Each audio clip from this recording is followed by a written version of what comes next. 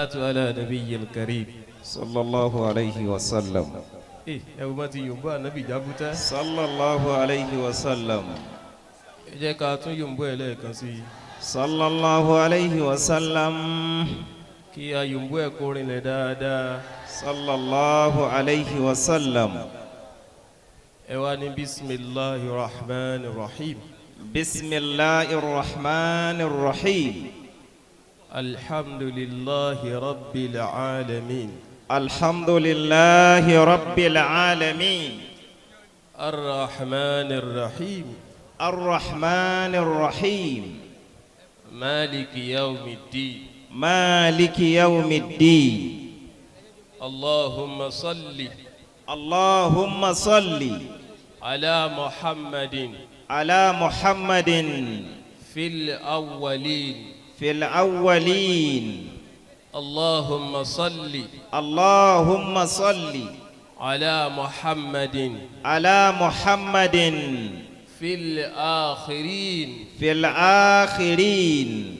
اللهم صل. اللهم صل على محمد. على محمد في الملأ الأعلى. في الملأ الأعلى إلى يوم الدين. إلى يوم الدين. آمين. آمين. آمين. آمين. آمين يا الله. آمين يا الله. فألبس لنا يا ذا الجلال جلالة. فألبس لنا يا ذا الجلال جلالة. فجودك والإكرام ما زال مهتلا. بابا واغبا lóde òmu. رحمه الله تعالى. mo fẹ́ yanjú ara mi láàrin ìṣẹ́jú kan. àwọn àlùfáà wa tí wọ́n pè mí wọ́n ní bàbá wa Adéyẹmí ní ọdẹ òmu bá nìkọ́ akóbàtà inú ilé náà ní èmi béèyàn bá wá ju ẹyọ kan lọ tí ń pera rẹ̀ ní mẹ́fà ọjọ́ tó bá ti lo iye ẹyọ kan nìtàn àbùkù márùn tí ò tó ti ń pera rẹ̀ yóò sì kàn ní pípé. فألبس لنا يا ذا الجلال جلالة. فجودك والإكرام ما زال مهتلا. bàbá dókun ìmọ̀ hó ni òkun ìmọ̀ hó ni béèyàn bá wá mú gbá tó bù kúrò nínú òkun eléyìí tá a bù kúrò ní ò lè dáwó mọ́ ọlá pé ẹ̀ ń ṣe àfitì wa sí ọ̀dọ̀ wọn lọ́dẹ òmu iná lẹ́ fi rò pé èèyàn ni wá bẹ́ẹ̀ bá ti yọ wá kúrò lára wọn kò ló ń folókù. فألبس لنا يا ذا الجلال جلالة. ọlọ́run dákun. فجودك والإكرام ما زال مهتلا. gbogbo olóríire tó wà ń kalẹ̀ yìí ẹ bá wa sọ yìí pé alhamdulillah. alhamdulillah. ọlọ́run ó ṣé. alhamdulillah. àmọ́ nítorí àkókò àti wípé ọlọ́run méje bá wọn kiri wàrà lọ́gàá ẹ bá bí ọsán mi ni. amiina. nígbà kàlẹ́ rí báyìí àáfàá tó wà abúlé tán ni wàá ṣe wá sí ó bá mọ́ṣáláṣí ó bá àwọn èèyàn bẹ̀ tán tó ń kírun ó tún kí wá sí ẹ lọ bẹ̀rù ọlọ́run mọ́lẹ̀ sóun ló kọ́ wọn tó yìí kọ́ mọ́ṣáláṣí sóun ló kọ́ wọn.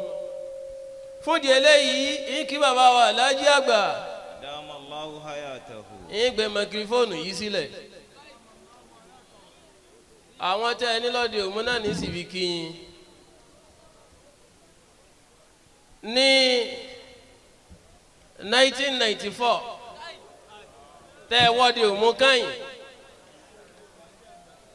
ẹ gbọ́ bí mo ti wí jàmá 1994. ní 1994 bàbá wa Alhaji àgbà tẹ́ ẹ wọ́de òmu káyìn فألبس لنا يا ذا الجلال جلالا فألبس لنا يا ذا الجلال جلالة فجودك والإكرام ما زال مهتلا. bàbá wa Alhaji àgbà láàrin wa ní last year ẹ wà lọ́dẹ òmu wa lọ́dọ̀ àfàwọ̀ Abdullahi ọlọ́run ló dùn sí àmọ́ mo wá ní 1994 tẹ́ ẹ wọ́de òmu kàn ẹ̀rí khuliqa sagiru minal kabir ẹ̀yin náà lànà ẹ̀yin nìjẹta ẹ̀yin náà lónìí lójú ń sọ yí pé tẹ́ ẹ wá ọdẹ òmu kàn màmá wa àgbà lọ́dẹ òmu tí wọ́n bí Maulana Sheikh Ibrahim Adéyẹmí tí bàbá wa Alhaji àgbà Ọlọ́run jálè kìyàmó dá sí fún gbogbo wọn. Amina. bàbá wa Alhaji àgbà wá wọ Ọ̀ṣun wọ́n wá wọ ọdẹ òmu gbogbo àwọn ọmọ kéwú tá a ti tò sí ọjà báwọ ọdẹ òmu nì látàárọ̀ tí ìsàyè fóònù báyìí bàbá fẹ́ẹ́ dé ọ̀sán pọ́n bàbá fẹ́ẹ́ dé alẹ́lẹ́ bàbá wa falẹ̀ wọ ọdẹ òmu wá sun ọdẹ òmu ẹ̀yin náà rèé o. ó wá di àárọ̀ ọjọ́ kejì nínú ilé kéwú wa Almadu Sunusi Ashamil bàbá wa wọnú ọgbà tí gbogbo èèyàn ti pé lọ jìhànà Alhaji àgbà Alhaji àgbà kí ni bàbá wí inna akramakum indallahi atqakum ẹni táwọn èèyàn rò yí pé yóò tẹ pẹpẹpẹ rẹ ọ̀rọ̀ kalẹ̀ bàbá ó lò tó 20 minutes wọ́n ní Ọlọ́run ló mẹni tó mọ̀ ibi tí ń lọ kàn màmá wa àgbà tí wọ́n wá bí bàbá wa Sheikh Ibrahim táwọn àti bàbá wa Alhaji àgbàjọ wà báyìí lọ́dọ̀ Maulana Sheikh Tajul Adabi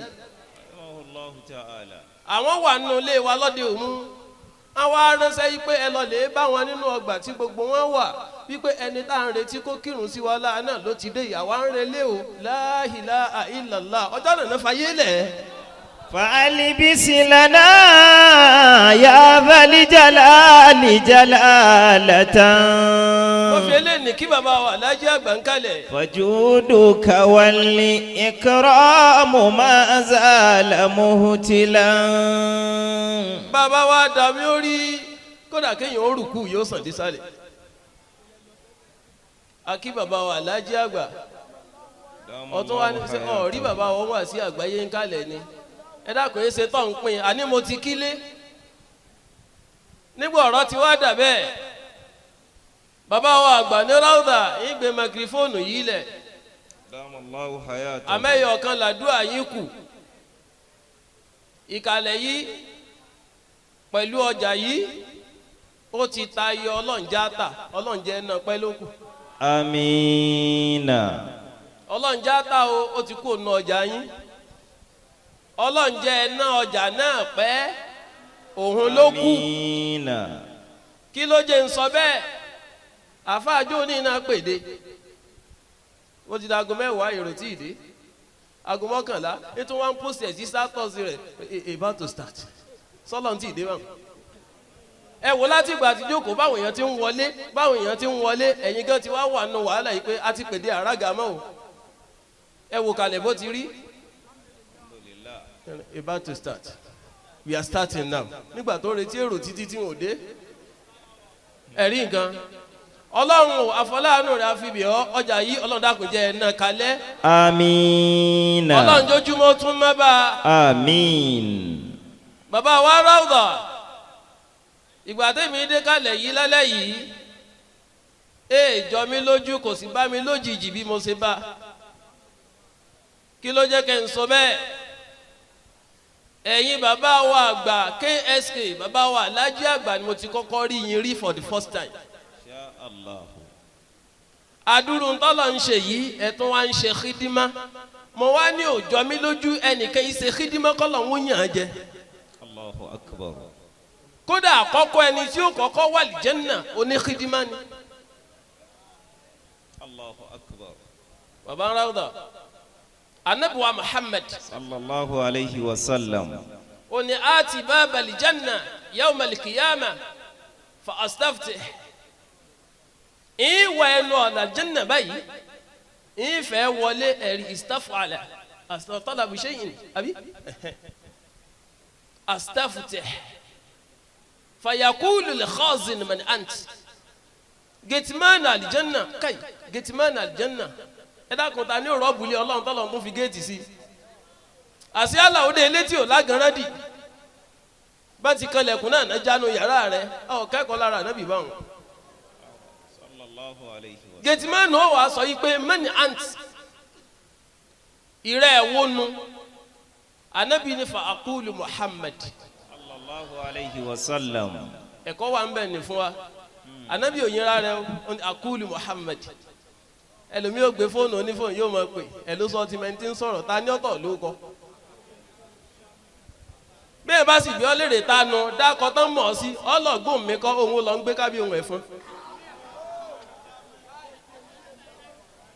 aqulu Muhammad ń sọ wípé Muhammad ni sallallahu alayhi wa sallam.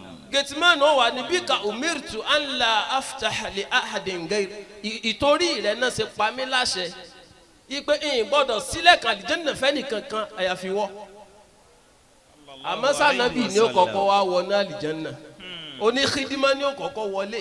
rasulun atana da'iyan wa mubashiran anabi nù. ilallahi dauman bal habibu muhammadin.